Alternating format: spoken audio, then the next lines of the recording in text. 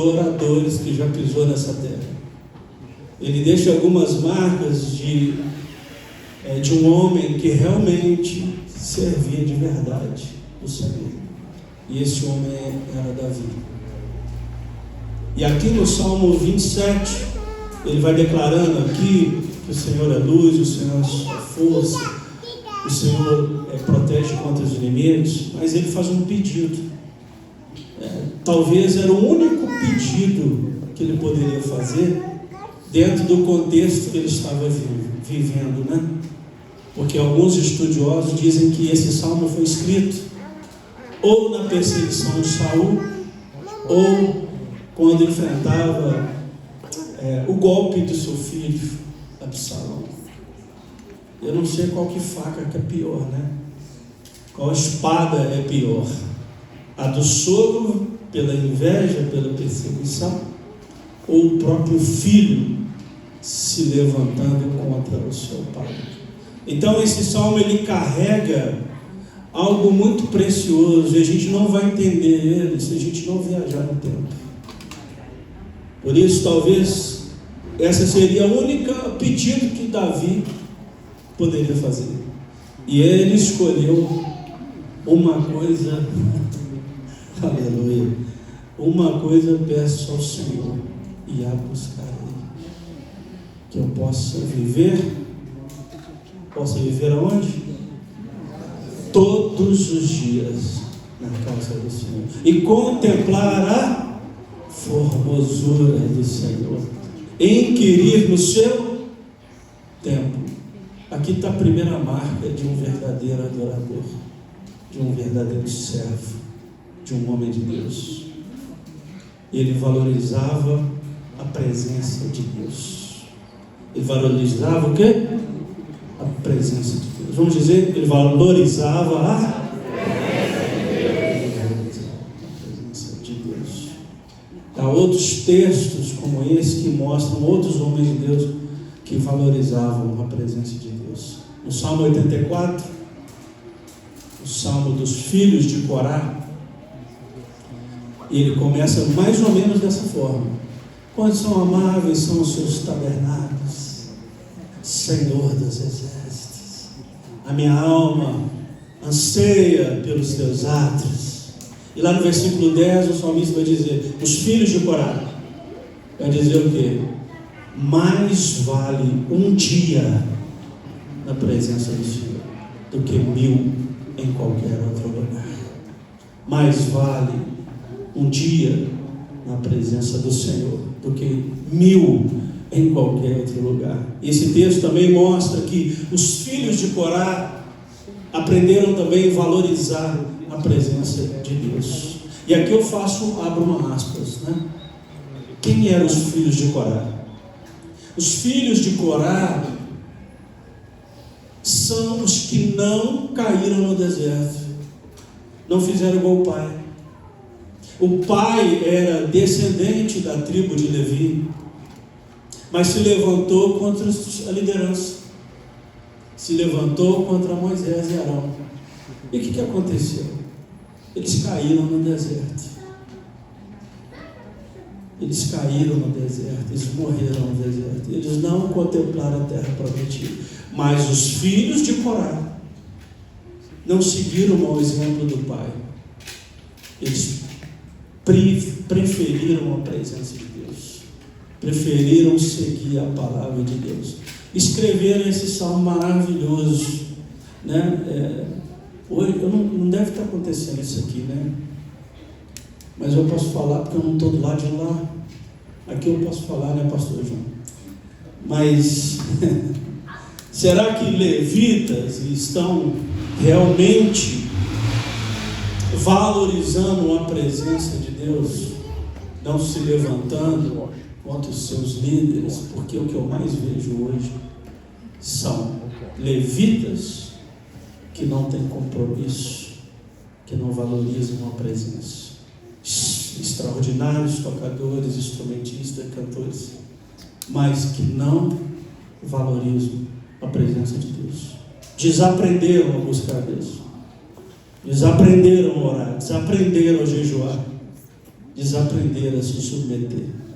Esses filhos de Corá poderiam fazer a mesma coisa que Corá, né? Mas eles escolheram servir ao Senhor. Por isso eles podem declarar isso, né? Que vale mais um dia na presença de Deus do que 1000 em qualquer outro lugar. E nesse mesmo tom, nós vamos para Êxodo capítulo 33. É um dos textos mais emblemáticos do ministério de Moisés, onde Moisés estava ali diante de um Deus furioso. Pensa num Deus que está virado. É Êxodo capítulo 33. E o Senhor vira para Moisés e fala assim: olha, pode subir com esse povo, sobe com esse povo e vai para a terra prometida, a terra que eu jurei aos seus pais, a terra que mana leite e mel. Sobe desse monte e vai para a terra prometida. Mas olha, eu vou enviar um anjo. Fica tranquilo, Moisés. Eu envio um anjo, mas eu não vou com vocês não. Eu não vou com vocês. E ali, irmãos, Moisés fez uma tenda íntima. Ele fez uma tenda separada, fora do arraial, longe da presença das pessoas. E ali nessa tenda, ele foi buscar o Senhor. A Bíblia diz em Êxodo capítulo 33, que Moisés tinha um tipo de relacionamento com Deus diferente. Pensa no homem íntimo de Deus. A palavra diz que ele falava face a face.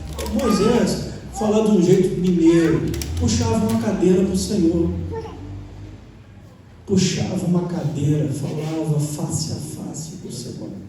E ali naquela tenda íntima, Moisés começou a fazer uma oração para Deus.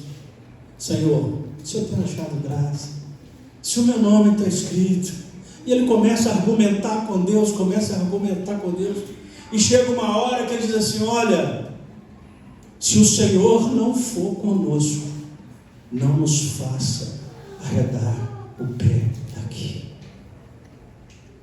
E essa oração de Moisés, isso carrega uma marca muito forte, a marca de um líder que amava a presença de Deus. Porque quando Deus fala com ele: olha, eu vou enviar o anjo, e mais, vocês vão vencer os jebuseus, os heteus, são tão os heteus, inimigos de Israel. Então, se fosse um líder ambicioso, alguém que estaria muito mais interessado em receber vitória, em fazer seu nome, em ser bem sucedido, estava bom. Já está bom. Não, não é? Mas Moisés não. Quando ele ouviu Deus falar esse negócio, que Deus não ia, ele foi para a tenda. Foi para a tenda íntima. Foi falar com Deus. E dizer para o Senhor: olha, Senhor, se o Senhor não for, não nos faça arredar o pé daqui. Dentro dessa lógica de argumentação, de valorizar a presença de Deus, nós vamos para o Novo Testamento. João capítulo 6. É um dos textos mais longos, né? Jesus tinha acabado de fazer um dos maiores milagres, transformar a multiplicação dos pães e peixes. Ele tinha acabado de fazer aquele milagre extraordinário. E ali muitos foram atrás de Jesus. Porque milagre faz isso, né, irmãos? Milagre faz isso. E aí Jesus começa a se revelar para eles e dizer: olha, vocês vieram atrás de mim não por causa dos pães, não por causa dos milagres, mas por causa dos pães.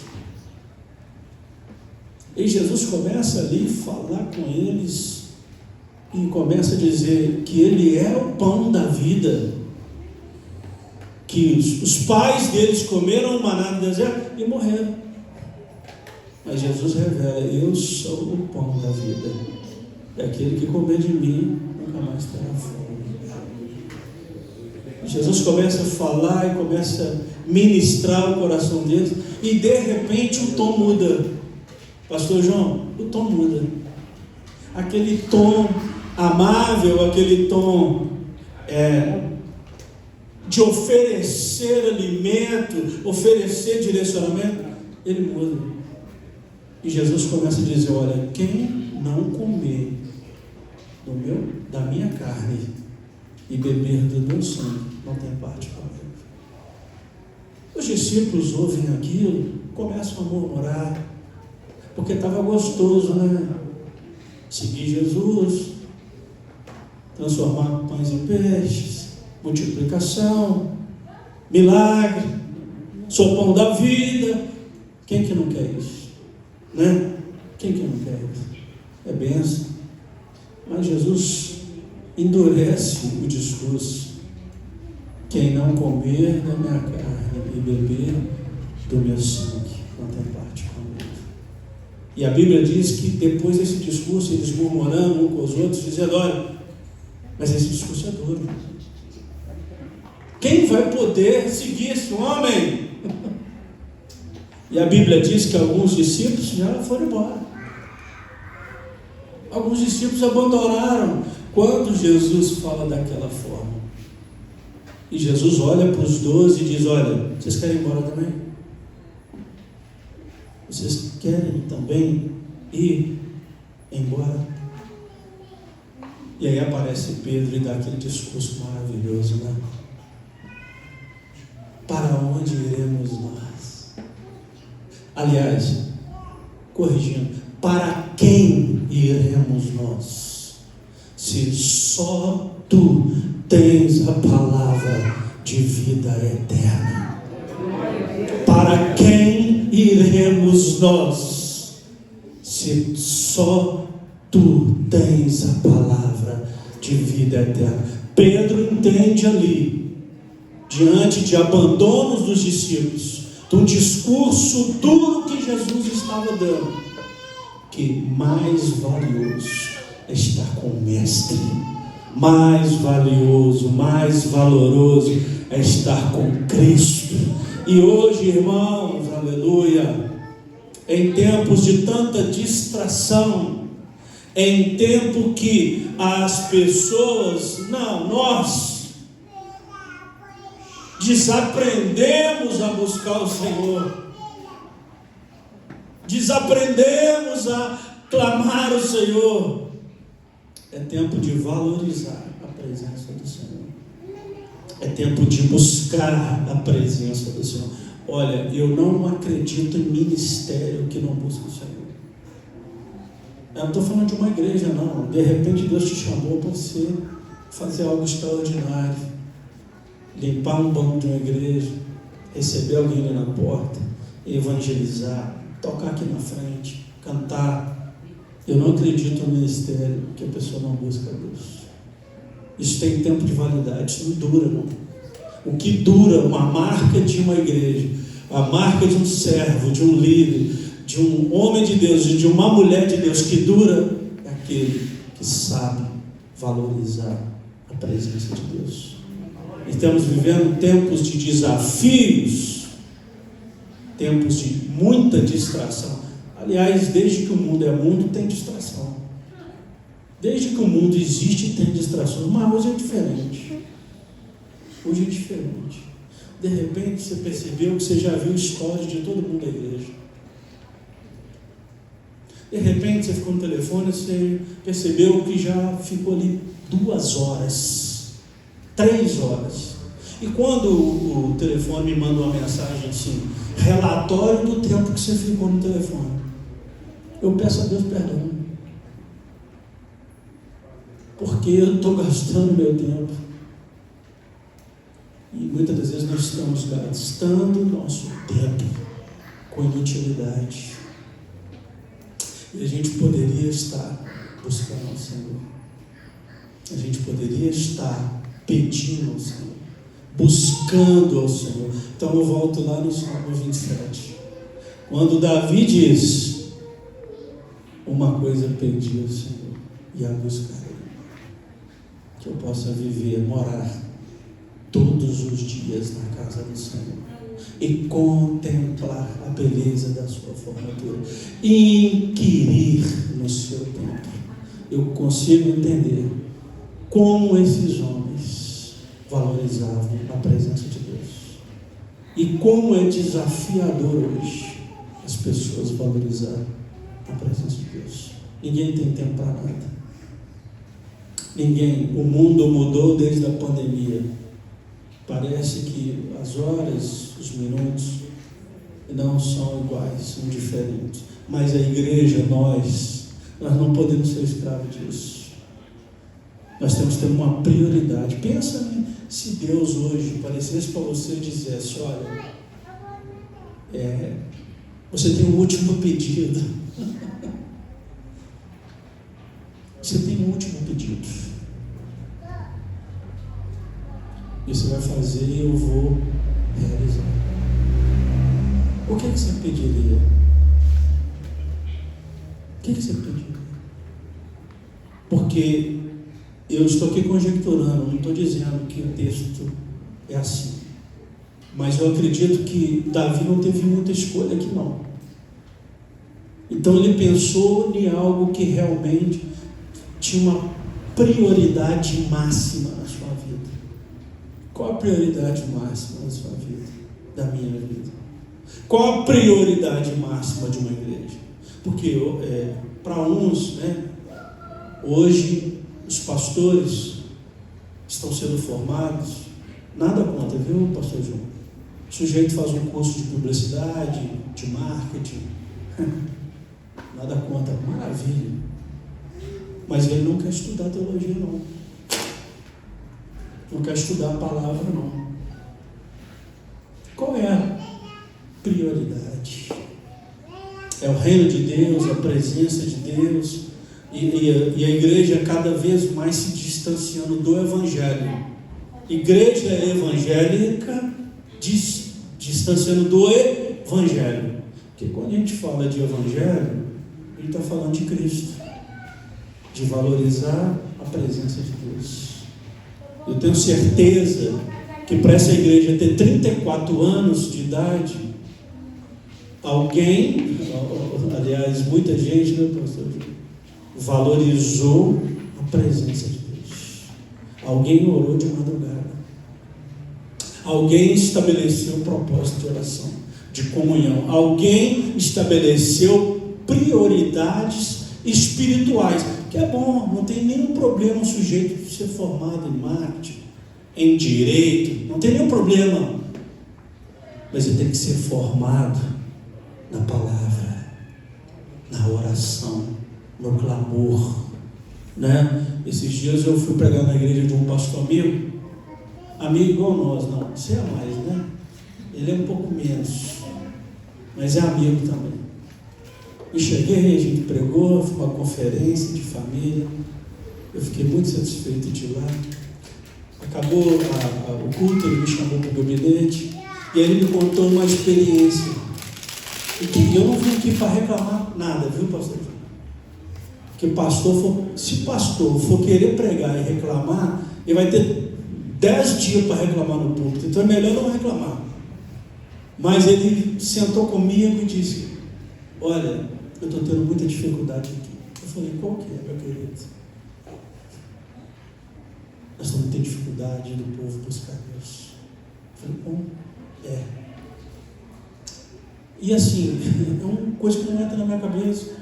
O culto foi bonito, louvor bacana, os instrumentistas, igreja com luzinha bacana, já moderna. Ele está com dificuldade de buscar Deus. E aí eles fizeram uma reunião de oração, aquele círculo, eu tenho esse círculo na quarta-feira também. E aí eles começaram a orar, pastor João. E foi um desastre. Foi um desastre. Eu falei: por que, senhor?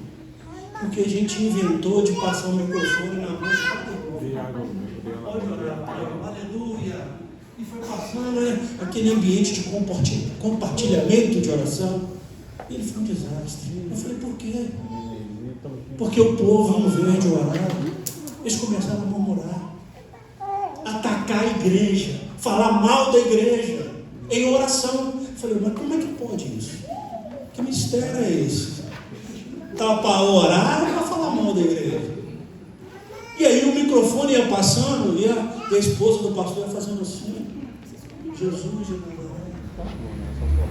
O povo desaprendeu a orar, desaprendeu a abençoar. Mas cada vez que o microfone passava, era uma murmuração diferente, era uma murmuração diferente, uma reclamação diferente, um problema diferente, e aquelas coisas que a gente sabe que existe, mas não é o momento de dizer, não é o lugar de dizer, não é a forma de falar. Eu falei, é isso mesmo. E aí eu queria muito concordar com ele, sabe? Mas eu, para não pôr lenha na fogueira, na frustração dele, porque ele tem menos tempo de ministério que eu, embora ele está vivendo um tempo de honra, assumiu uma igreja pronta, uma igreja relativamente grande, toda estruturada, mas experiência não tem nenhuma. Mas eu, para não concordar com a frustração dele, falei assim, rapaz, da próxima vez, não põe o microfone na mão todo mundo, não. Nem todo mundo foi chamado para falar na igreja. E isso não quer dizer que a pessoa vai deixar de ser bênção, não. Nem todo mundo foi chamado para falar na igreja. Nem todo mundo foi chamado para falar na igreja. Mas isso não quer dizer que nem todo mundo deve deixar de orar. Nós temos que orar. Todos podemos orar. Mas o ponto convergente é: nós desaprendemos a buscar o Senhor. Em uma marca que esses homens tinham. Aqui eu falei de Davi, aqui eu falei dos filhos de Corá, aqui eu falei de Moisés, falei de Pedro, e por aí vai. Nós vamos poder falar de Jesus, de Paulo e tantos outros que tinham uma marca a te buscar o Senhor. Eu não acredito no ministério que não busca o Senhor. Pode dominar todas as técnicas, pode ter todos os métodos, todas as formações, mas o mundo espiritual não respeita isso não. O mundo espiritual conspira, irmão. E a gente só pode enfrentar isso buscando o Senhor. Buscar o Senhor enquanto pode? Então busque o Senhor.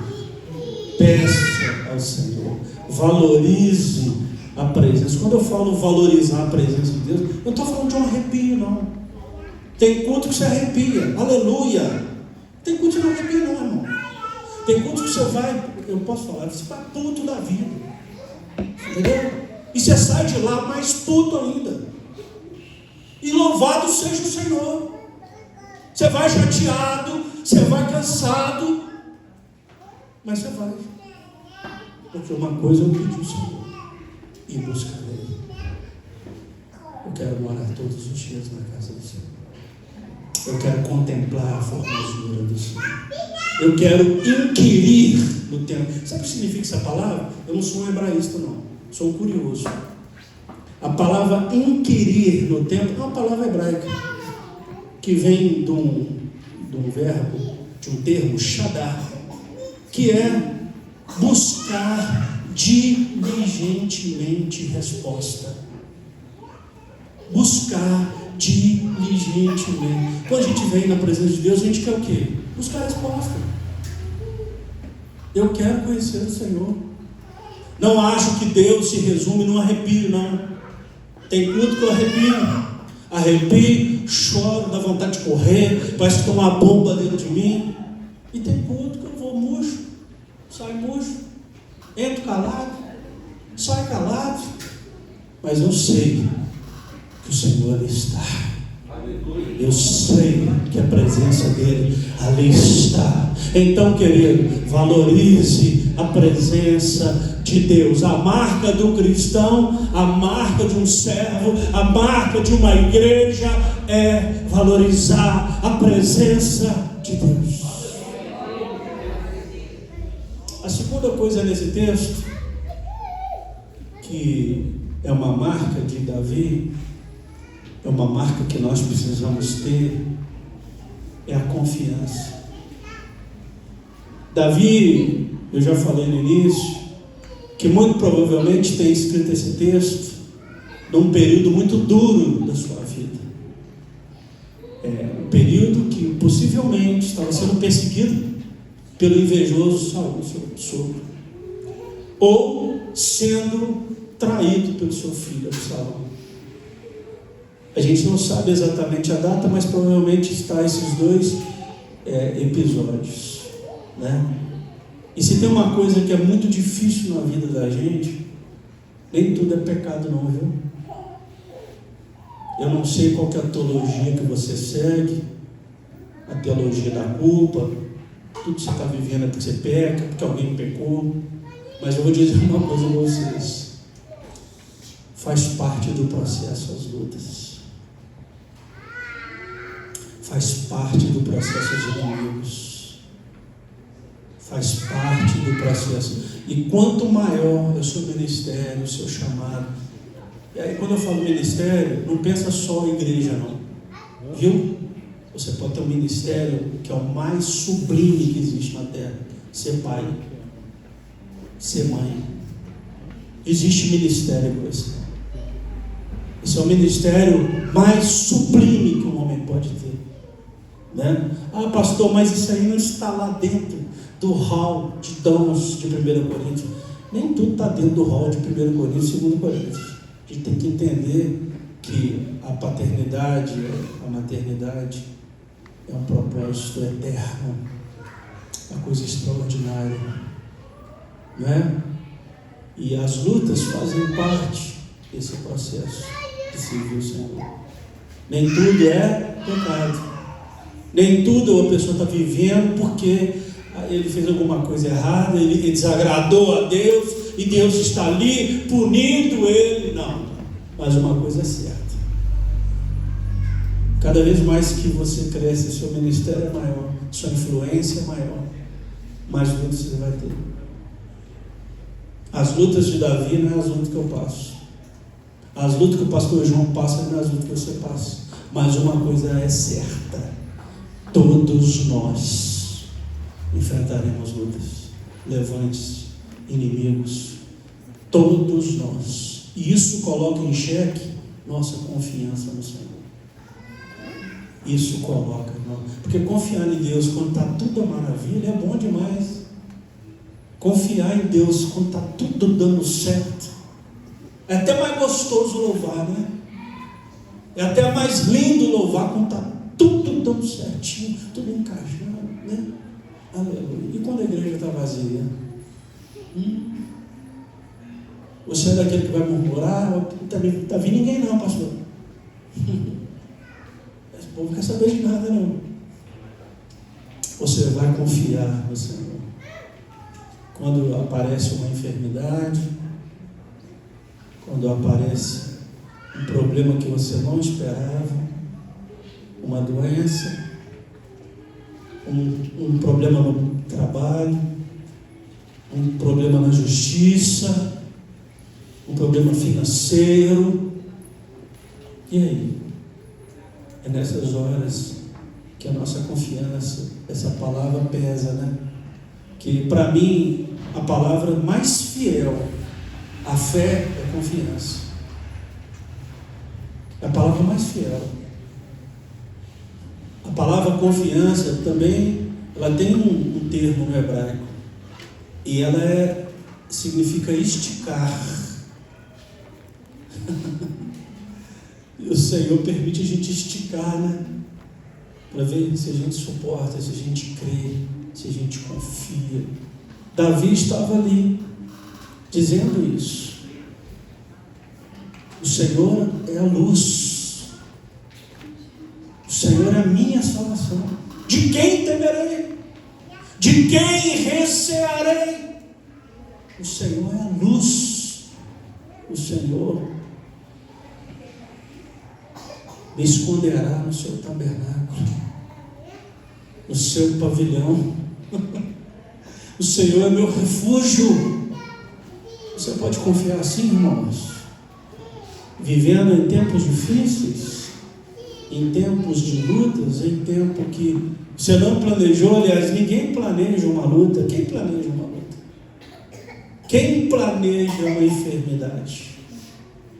Quem planeja uma perseguição?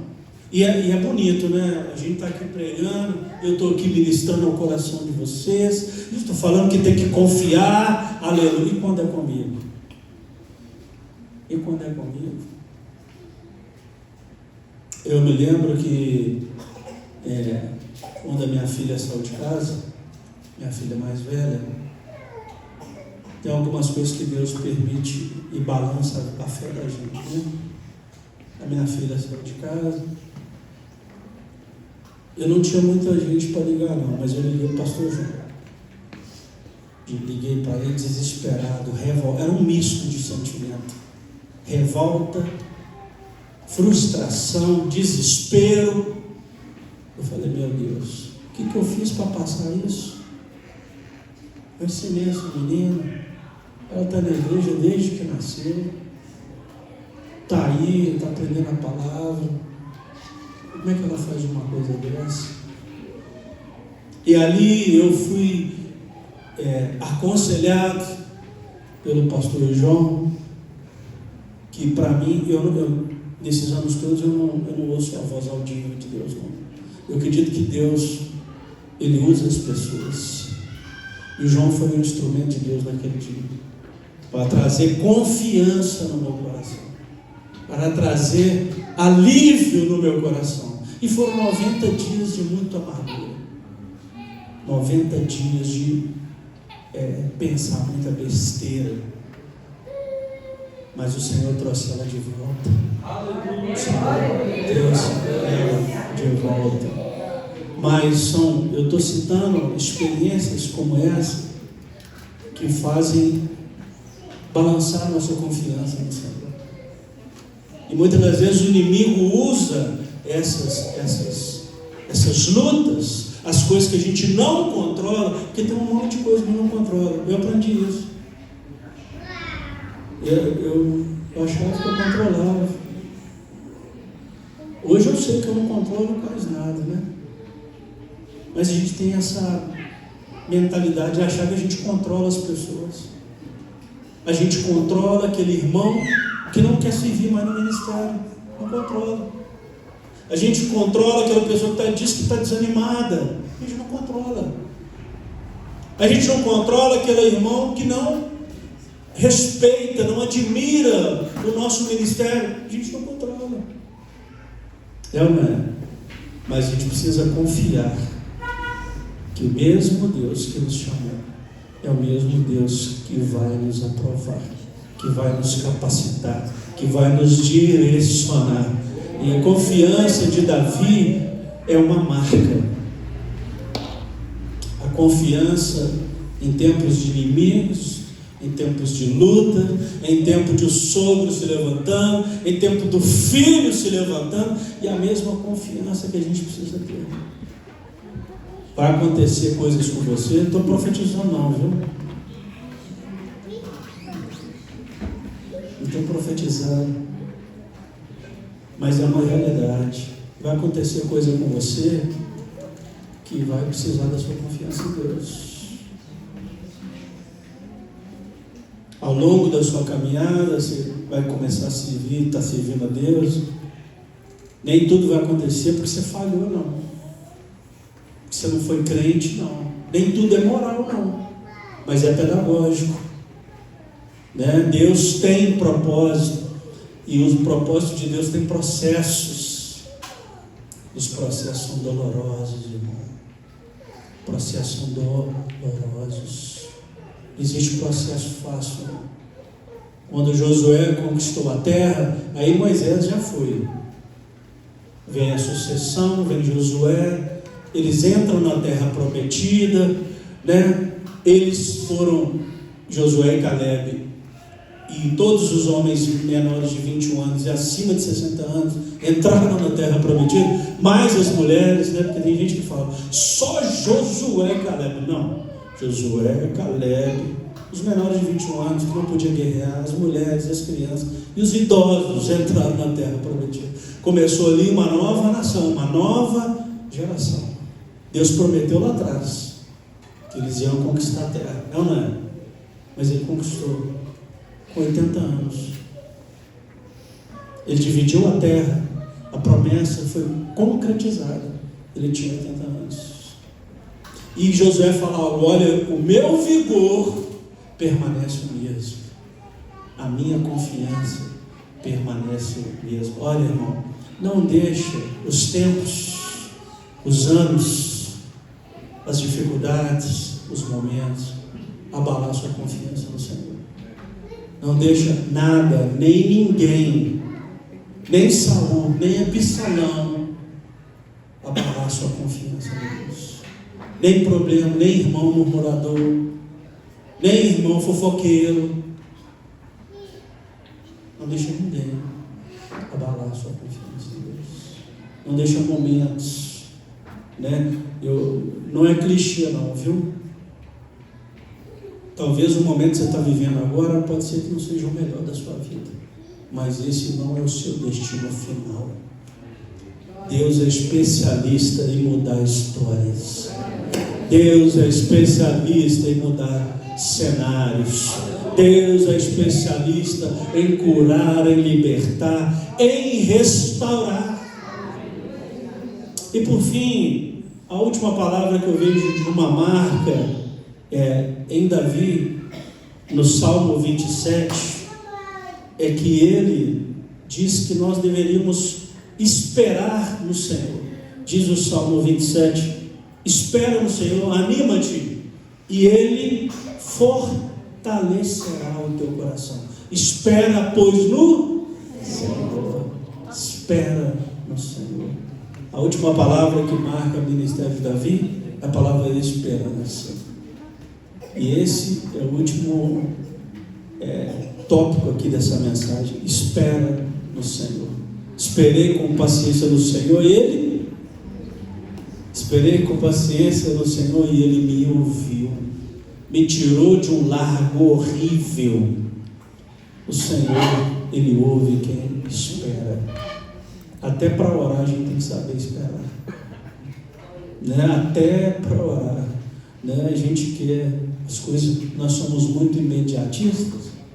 A gente quer orar, já quer a resposta de Deus, mas não é assim não. Tem coisa que você vai orar 1 ano, tem coisa que você vai orar 2, 3, 4, 10, 20, mas espera no Senhor, pacientemente. Os que esperam no Senhor subirão com asas como águia, correrão e não.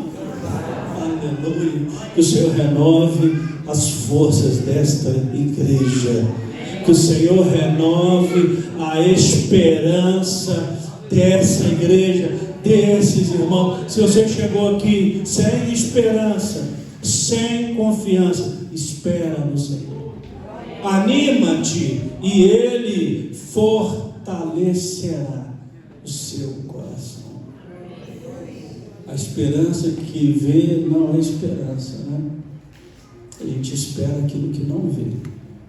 Isso é fé, é o conceito de fé, né? A fé é firme fundamento das coisas que se veem. Não, é firme fundamento das coisas que se esperam. Em quem você tem esperado? Em quem você tem confiado? Porque essa palavra esperança e confiança, elas trabalham juntas. Em quem você tem confiado? Você tem confiado em você mesmo? Ou no Senhor? Em quem você tem esperado? Jeremias capítulo 17, né? Maldito é o homem que confia no homem e faz da sua carne o seu braço. Mas bendito é o homem que confia no Senhor. Bendito é o homem que confia. Abençoado é o homem que confia no Senhor. Então, querido, espere no Senhor. Que sua esperança seja restaurada, né? Eu não espero que o Flávio Bolsonaro vai ganhar a eleição. Muito menos que o Lula ganhe. Mas porque eu espero no Senhor. Minha esperança não está num partido político. Minha esperança não está no Matheus Simões. Minha esperança está no Senhor, né? A política, essas coisas fazem parte da nossa vida, mas a nossa visão tem que estar em Cristo. Nossa visão está no Senhor. Onde você tem colocado a sua esperança, a sua confiança? Onde você tem depositado a sua fé? Essas são perguntas que você mesmo precisa responder. Porque quando a gente espera no homem, né, a gente frustra. E aí eu estou falando o homem é nós mesmos. Não estou falando o homem e o outro, não. Estou falando nós mesmos. Porque eu não confio em mim mais. Tem muito tempo. A gente é mau. O ser humano é ruim. Outro dia eu ouvi uma pessoa, uma ministra de louvor, que eu gosto muito de ouvir, ela chama Gabi Sampaio. E ela deu um testemunho maravilhoso. Ela disse: olha, gente, o que me faz ser melhor é a presença de Deus. Porque quando eu estou mais afastado da presença de Deus, eu sou azeda, sou amargurada. Como é que pode uma pessoa falar isso publicamente, né? Mas ela disse: olha, quando eu estou na presença de Deus, buscando mais a Deus, então eu sou mais dinâmica, mais feliz, mais ativa. E aquilo, sabe quando uma pessoa fala uma coisa e te toca completamente? Eu me senti naquele lugar também, irmão. E eu acredito que você também deve se sentir nesse lugar. Esse lugar de que a presença de Deus, eu não estou falando aqui de um arrepio, de uma manifestação, né, de uma reação cognitiva, não, estou dizendo de um Deus vivo, que está presente através da fé, e que nele nós podemos confiar, que, como foi dito aqui no Salmo 27, ele é refúgio, ele é fortaleza.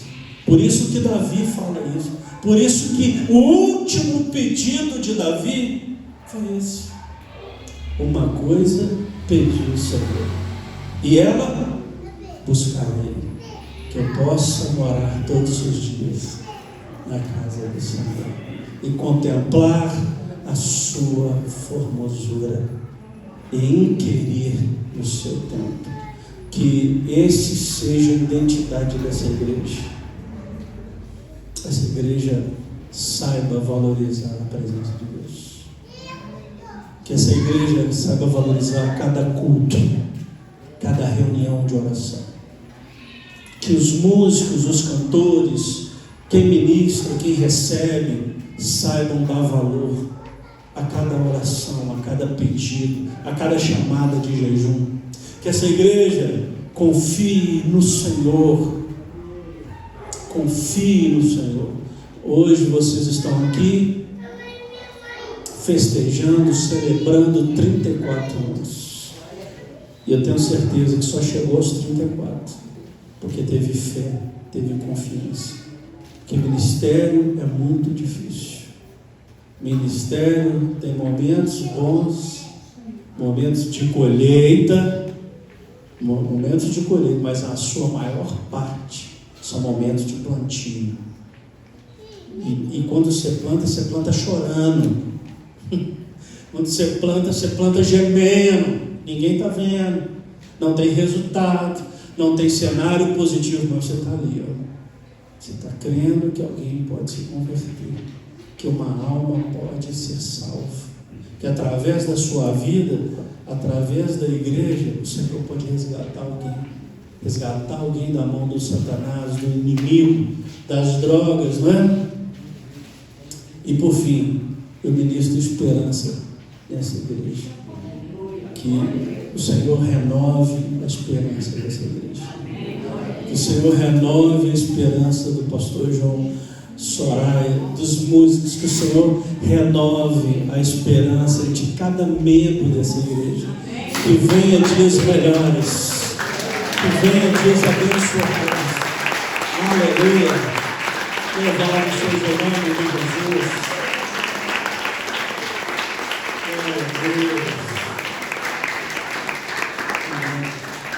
Vamos ficar de pé por um minuto. Aleluia. Eu gostaria de orar por vocês. Gostaria de orar por vocês. Feche os seus olhos por um instante. Feche os seus olhos por